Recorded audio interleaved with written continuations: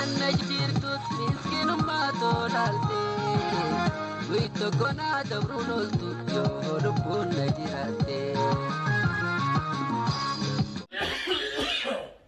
Maaddaadhaan qorra tokko naqabdee qoraattii bal'aa sana keessaan baanee dawaan fudhannee dawaan illee fudheera. Bakka taa'ee ol hin ka'u sinin barbaadaa jira kottaa baanee dhimma wayii jira jaarsummaa sana dhannee dhumnaa kottaa.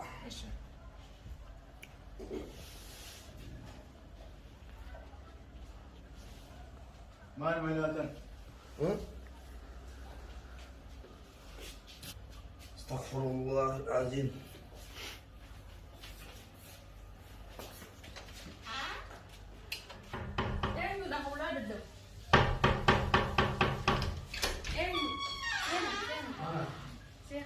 akam Hayala.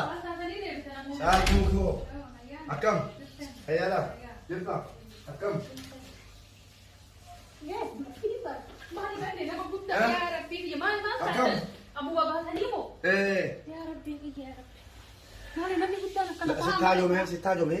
Sita jome. Wala man toko. Siti majede.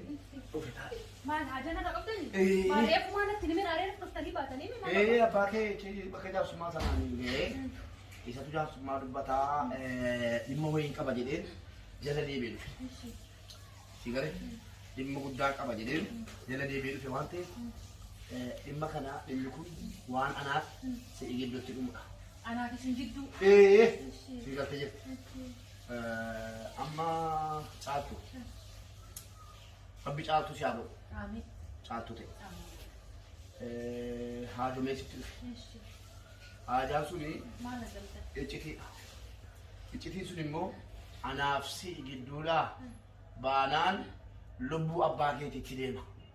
Maaliif sababni on? Akkas jechuun gaariidha. Caaltu. Ani ni beektaa miti abbaan keetii fi namichi Gabree jedhan sun dhiiga walirraa qabu. Dhiiga walirraa qabu akkuma haatu beektu obboleessa akaakayyuu keetii kan ajjeese Gabree kana. Abbaan kee immoo dhiiga sana kafalachuuf jecha akaakayyuu koo kan ajjeese Gabreedha. Sanaaf ilmoo isaa ajjeesuu qaba jedhee ananatti dennee na fuudhee bahee ilmoo isaa shugguxiidhaan mataa keessa dha'ee mataa irraa buuse. Waan kana ati ijoolleedhaa quba qabdu waan hoggaa 16 hadhaa sitti himaa jira. Hoggaa 16 ga'eera isaan kun. Iccitii kanallee nama biraatti dimnee sitti himaa jira.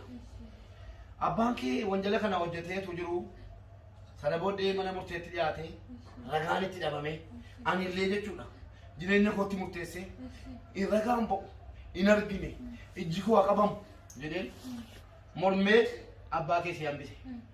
Isintu na hambise. Anatu si hambisee galatarraa dhaggeeffadhu. Barammaa galanni kiisha galaan jiru waan ta'eef haga dhumaatti na dhaggeeffadhu malee nan galateeffate. Sana booddee akkanaan jaalala abbaa keetii qabu ibsee fi utuu teenyu amma jaalalli keenya itti fufee jira.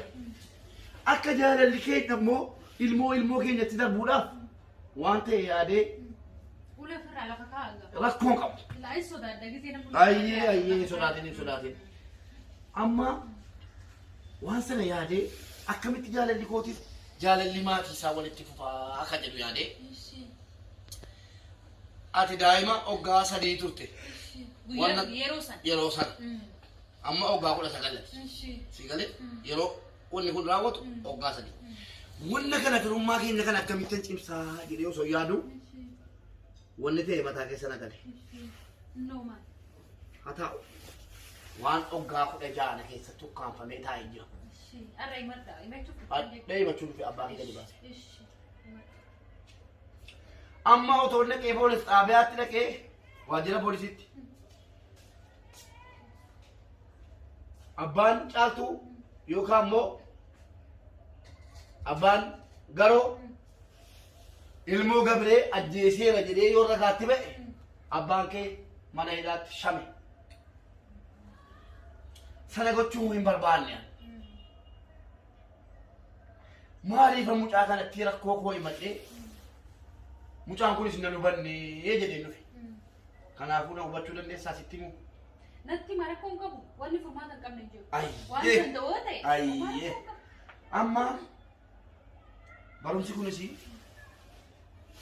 waa tokko faayidaa siin qabu. Dhageessee barnoonni kun faayidaa siin qabu. Intalli abbaa tamaan barattee oggaa 19 liif walakkaa barattee wanna tokko faayidaa dhabdee dhiiftee biyya Arabaa Kwaataarii jirti. Intalli ishee Maammadan barattee dadhabdee eessa jirti? Dubaay jirti. Intalli jara maali gaashee Fiqaaduu eessa jirti?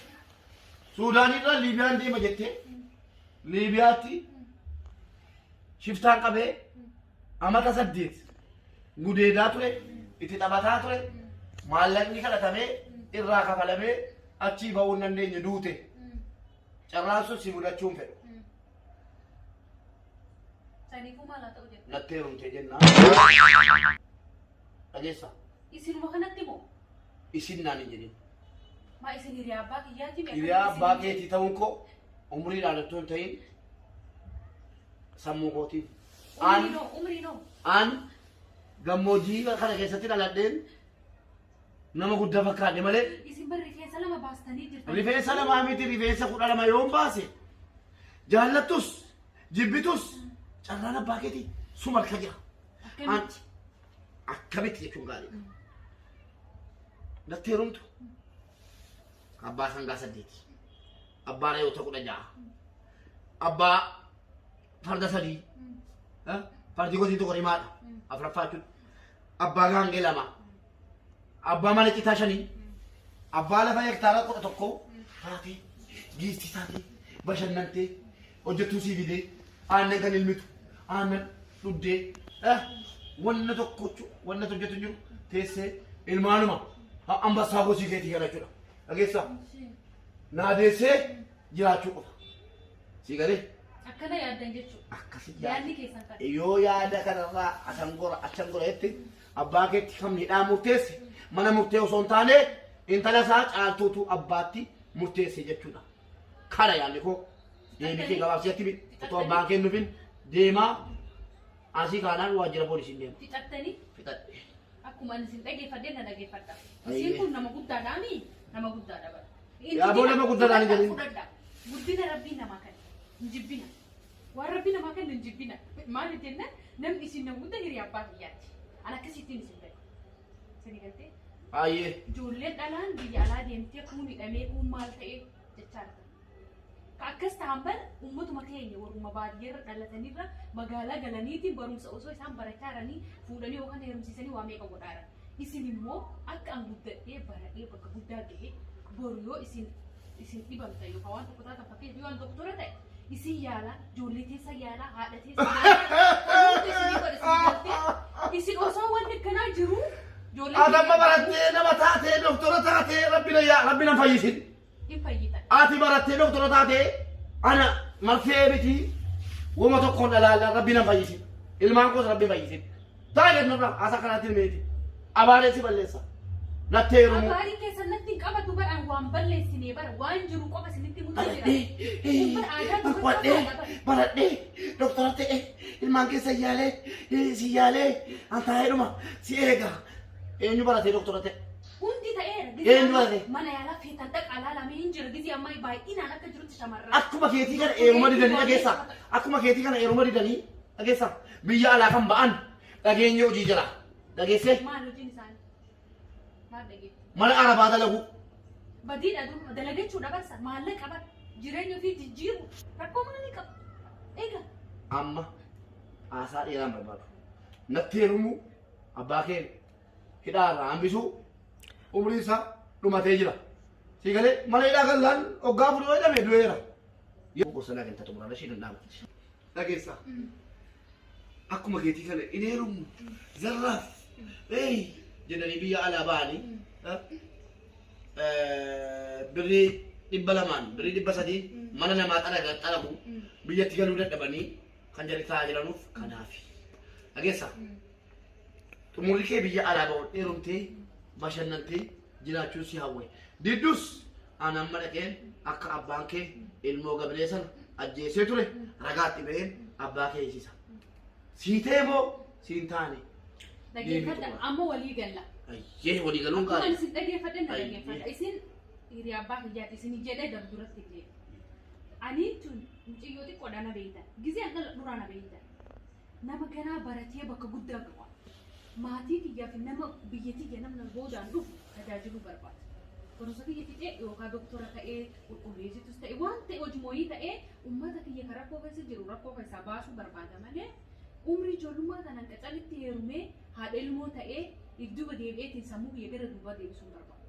Isin immoo sababa ani isin didee jecha abbaa kiyya rakkoo keessa yoo seensiftan ta'u. Maaliif isin hiriyaa abbaa kiyyaa tasla obboleessa hiriyaa eegdata akka obboleessa akkamitti rakkoo keessa isaan laayita. Saniif iyyuu dhiifama naa godha anatti illee aariin anallee abaarinaati an akka abbaa kiyyaatiin isin laala abbaa kiyyaallee na jala akka miidhaniif akkanaan isin jira dhiifama naa godha ammoo isin nama guddaa dhiifama isin gaafadha dhageessaa rabbi dhiifama isin godhin kai dhiifama isin godhin golfaatti boo'i ana abbaa macatti yoo ta'e maaltu itti bada maaltu itti bada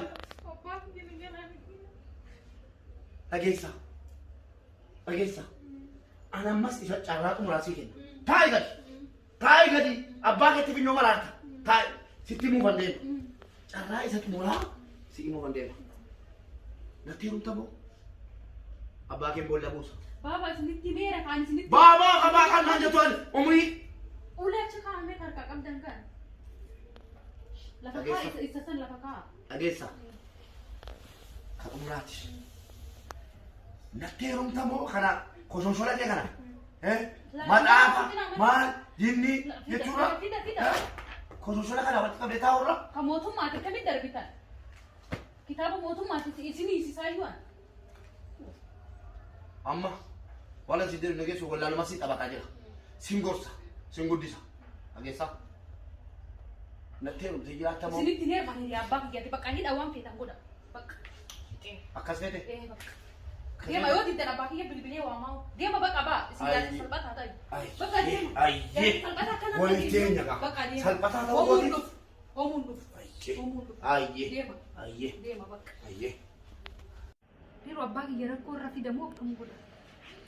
Yo mau kita boleh sifu udah namanya. Yo di semua bak ya rakor rafi.